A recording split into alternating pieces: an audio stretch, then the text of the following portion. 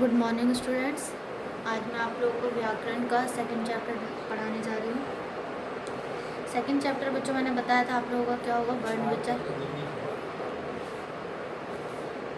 हम वर्ण के बारे में पढ़ेंगे।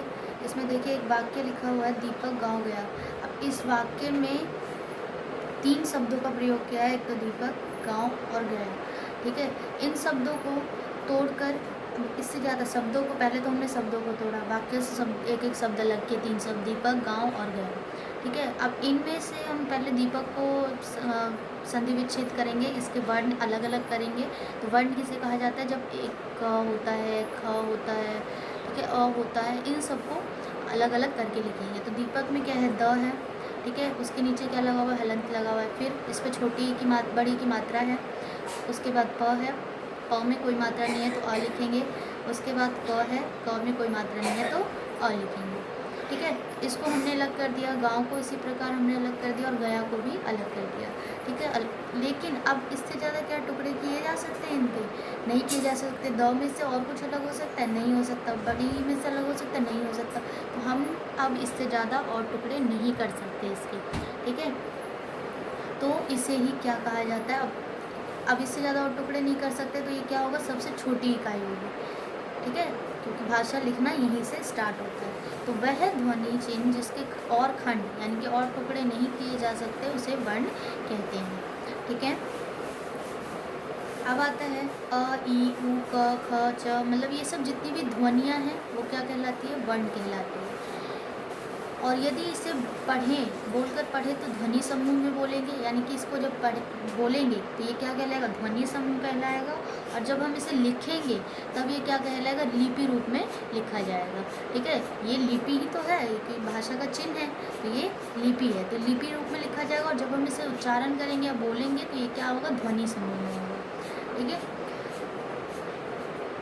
वर्णमाला। अब आता है वर्णमाला। वर्णमाला क्या, जैसे कि एक फूल की अलग अलग धागे में डाल के जो फूलों की माला बनाई जाती है, उसी प्रकार वर्ण का एक ग्रुप बनाया जाता है, एक समूह बनाया जाता है, जिसको टर्न बाय टर्न रखा जाता है, क्रम से रखा जाता है। जैसे कि पहले क आएगा, पहले उसके बाद क आएगा, उस तरीके से टर्न बाय टर्न रखा जाता है।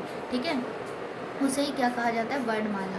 तो उपयुक्त सभी वर्णों को जब किसी क्रम से समूह के रूप में रखते हैं, लिखते हैं या पढ़ते हैं तो उसे क्या कहते हैं, वर्णमाला कहते हैं। हिंदी वर्णमाला में 52 अक्षरों की गणना की जाती है। ठीक है, अंडरलाइन करेंगे इसे। हिंदी वर्णमाला में कितने अक्षरों की गणना की जाती है, तो हिंदी वर्णमाला में 52 अक्षरों की गणना की जाती है। वर्णमाला के ये 52 अक्षर स्वर तथा व्यंजन में विभाजित हैं, यानी कि वर्णमाला जो है उसको वर्णमाला के 2 भेद हैं। ठीक है, एक तो स्वर और दूसरा व्यंजन। ठीक है, इन 52 अक्षरों को दो उसमें भेद में डिवाइड किया गया, 2 प्रकार के हैं, एक तो स्वर और व्यंजन। वर्ण के भेद, हिंदी वर्ण के 2 भेद हैं, एक स्वर और दूसरा व्यंजन, जिसको इंग्लिश में वोवेल्स एंड कॉन्सोनेंट कहते हैं। ठीक है, विभाजन उच्चारण ध्वनि के आधार पर इनको अलग किया गया है। ठीक है, यानी कि उच्चारण के आधार पर इनको अलग किया गया, बोलने के आधार पर। ठीक है, सबसे पहला आता है आप लोगों का स्वर। स्वर किसे कहते हैं, तो जिस वर्ण को बिना किसी अन्य वर्ण की सहायता से बोला जाता है उसे ही स्वर कहा जाता है। यानी कि अब जैसे अ बोलने में किसी और की आवाज़ आती है, नहीं, आ बोलने में नहीं, ई, ऐसे ये जितने भी अक्षर यहाँ लिखे हुए, वर्ण लिखे हुए हैं, ये सब क्या है, हमारे स्वर हैं। ठीक है, जिनके उच्चारण में किसी बिना रुकावट के जो हवा है वो मुख से बाहर आती है, जैसे अ, आ, ई। ठीक है, उन्हें ही स्वर कहते हैं। और दूसरा इसको इस तरीके से बोल सकते हैं, जिसके उच्चारण में हमें किसी अन्य वर्ण की सहायता नहीं लेनी पड़ती, जो स्वतंत्र रूप से बोला जाता है, जिसका उच्चारण स्वतंत्र रूप से होता है, उसे ही स्वर कहते हैं। ठीक है, हिंदी वर्णमाला में स्वर कितने बच्चों, 11 है। ठीक है, अ से अ तक। ठीक है, स्वर को भी उच्चारण के आधार पर 3 भेद हैं। ठीक है, स्वर को भी, अब जैसे वर्णमाला के 2 भेद हैं, स्वर तथा व्यंजन, तो उसमें स्वरों के भी उपभेद है, ह्रस्व स्वर, दीर्घ स्वर और प्लुत स्वर। ठीक है, तो आज मैं आप लोगों को इतना ही बता रही हूँ। स्वर किसे कहा जाता है, कहाँ से कहाँ तक होता है स्वर, तो स्वर अ से अ तक होता है। स्वरों की संख्या कितनी होती है, 11 होती है। वर्णमाला में अक्षरों की संख्या कितनी होती है, 52 होती है।